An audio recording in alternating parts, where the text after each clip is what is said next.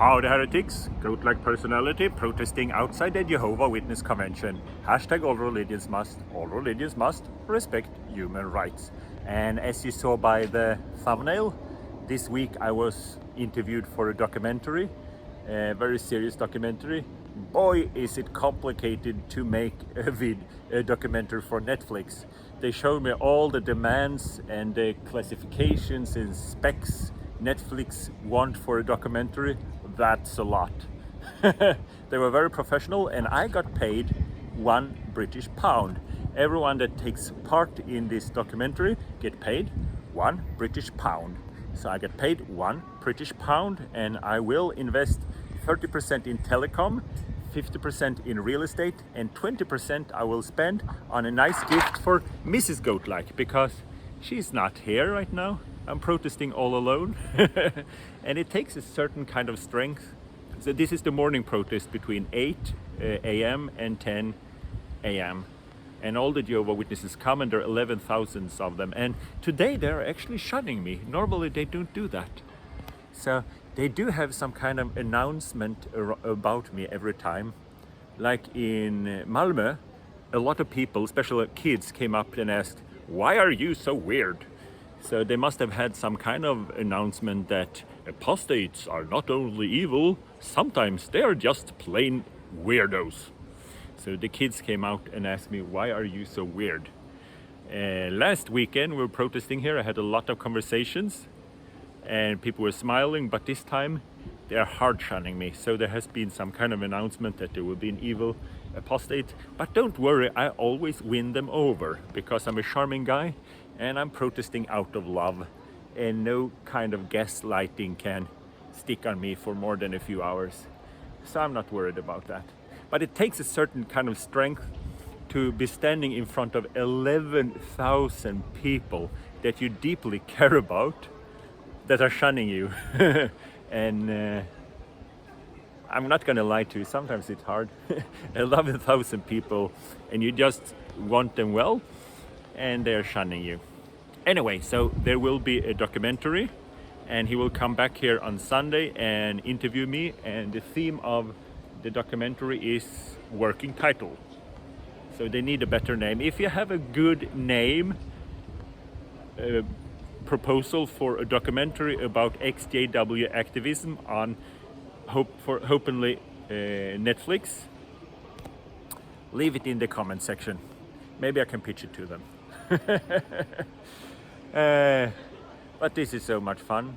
So I can tell you one funny thing about protesting is that there's a lot of kind of beta males that will come talk to me, people that been Jehovah Witnesses for many years, but never have been allowed to be an elder. And typical beta male, but they really want to be an elder. And then they see me and they think, well, I can fix this situation. I can walk up to him and tell him he's a liar. So sooner or later in the conversation with this middle-aged plus male, I always say, well, you would have known this if you were an elder. And they always go, and that's a sore spot. And they always go like this, "You don't know if I'm an elder or not." And I say, well, I know you're not an elder because you obviously never read the Elder's book. And they're like, "No, you don't know. Don't twist my word. Don't play mind games. You don't know if I'm an elder or not." I say, I know you're not an elder because first of all, you were not allowed to talk to me. And then obviously you never read the Elder's book. And I say, if you want to see the Elder's book, if you heard about the Australian Royal Commission, they have heard about it in most cases. And Geoffrey Jackson posted it online. But those beta males that really would like to be an alpha male and they see me and they think, I can dominate him, fix the problem. When I tell them you're not an elder, they get so frustrated. And I say, are you an elder? And then they just walk away without answering. So it's kind of sad. I don't want to ridicule people, but a cult infantilized their members. You get infantilized, like, can we do this? Can we do that? Is it okay for a sister to do this? Is it okay for a brother to do that? And a grown man that's been a Jehovah Witness his whole life, for some reason he can't be an elder. In many cases, it's just office politics. You know, he forgot to kiss the wrong butt. But I told this elder, this elder wannabe, that I'm not here for you. If you want to be a Jehovah Witness, good. Because they always say, you know, we don't shun people, we don't baptize children, and if you want to leave, you want to leave, and no one needs support. I said, that's your experience. And I'm happy for you. If you want to be a Jehovah Witness, and you're a Jehovah Witness, nothing makes me happier. That's your religious freedom. But there is people with another experience that want to leave. And that's why I'm here to support them. And he said, no, they doesn't exist. We are happy. I am happy. I've always been happy. We all have different experiences. I'm having the best time of my life protesting. It's actually very, very, very empowering. Protesting against Watchtower, not the Jehovah Witnesses, to provide love to the PMOs. There's a Jehovah Witness taking photographs of me right now. So he's gonna go home and Google the sign later. There's a lot of people that do that. People that are PMOs, people that are questioning. And you remember how it felt when we first woke up? Not only did we have to change their whole world view, that's something most people never do. They pick an opinion when they're young and they stuck with it the rest of their life. We had to change everything. But at the same time, we also lost everything. And I was walking here in London by a bridge, and there was a bridge and it says, you're feeling sad, don't jump, call and talk to someone, you know, it is suicide hotline. And I just feel so sorry because that's how I used to felt when I left. You know, the pain of losing everything. And I know some people in here, they feel that pain. And we can help them just by being here, smiling and waving. That's a nice thing to do. It's a nice way to spend your vacation. So what I do here, I go to London for a protest, and then I have 5 days of vacation with Mrs. Goatlike, but she didn't come for various reasons. But we can't just, well, activism is not for everyone. It's not. And if you just want to move on with your life and say, this happened to me, it was bad, but now I do painting, good for you. Best way of moving on is to find something else. If you like painting, you should do painting. If you like paragliding, you should do paragliding. If you like to help PMOs and change legislation to protect children, then you should do that. Then you can come to a protest with me. We'll have so much fun. Or you could be my patron, because this costs money. I spent 4 weeks of work this year, 4 weeks away from the farm. That means I have to pay someone else to do my job or do it later. And then I travel and all of that. It's expensive. So thanks to my patrons. Thank you very much. But I also get to go to Britain, and Britain is fun. They have furlongs. They measure things in furlongs. And if you don't know what a furlong is, the furlong is the length of a field when you plow it. The length is the same even if you don't plow it, and fields have different sizes. But anyway, they measure things in furlong, and then they have all this archaic legislation. You know, if a Brit tells you, you can't trust them. You can't trust the Brits. If they tells you you're on the wrong side, that means you're on the right side. But if a Brit tells you you're on the right side, it means you're on the left side. And they have this legislation that says that all Brits need to practice 2 hours every week with their longbow.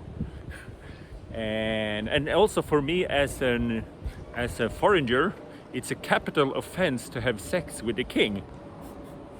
I'm glad they told me. Things could have gone south really fast otherwise.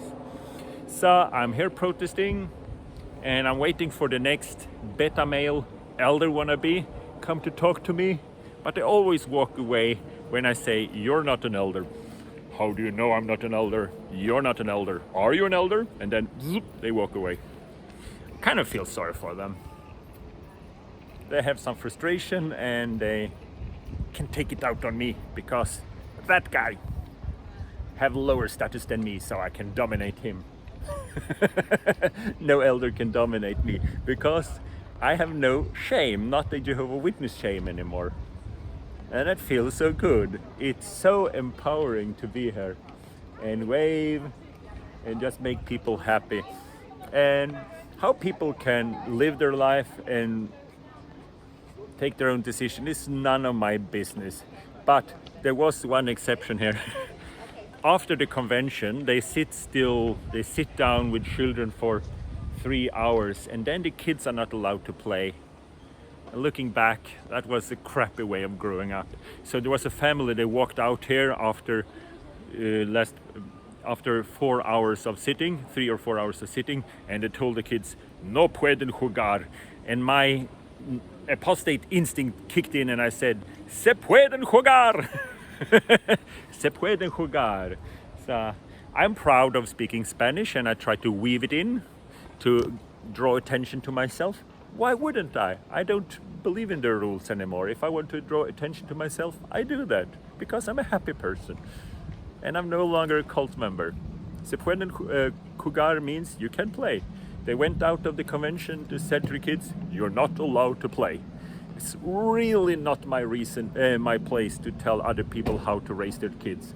But I'm here as a human rights activist, and according to the UN Convention of the Rights of a Child, children do have the right to play.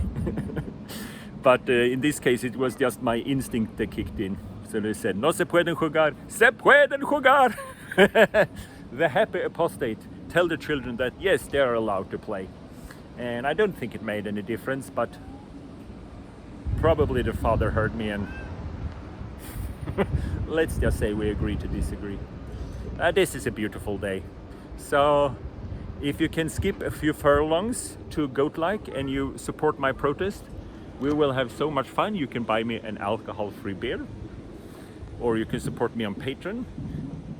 There might be a protest in Italy in October, or in Washington in October, and I could think about going there because my dream is to be a children's rights activist, and that means I need to bring attention to myself because my name needs to carry weight. Now when I talk to politicians, they are like, "Who are you?" It would be much better if I could say Martin Luther King or something and they knew who it was. So in the future, when I say Per Jonas Skogstrål, they know who I am. So I'm, so to speak, putting down the legwork now because I really, really, really believe in this. We can change legislation so that all religions must respect human rights, like they did in Norway, like we did in Norway. And different cults in Norway now, they are burning their archives, they are burning their manuals, but they're also changing their manuals. So we get to protect children. Hashtag all religions must.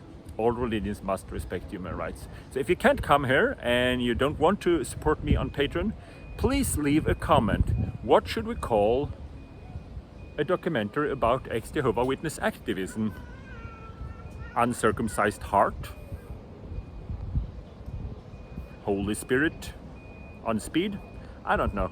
Leave me a comment. So see you in paradise. And thanks to my patrons, I couldn't do this without you.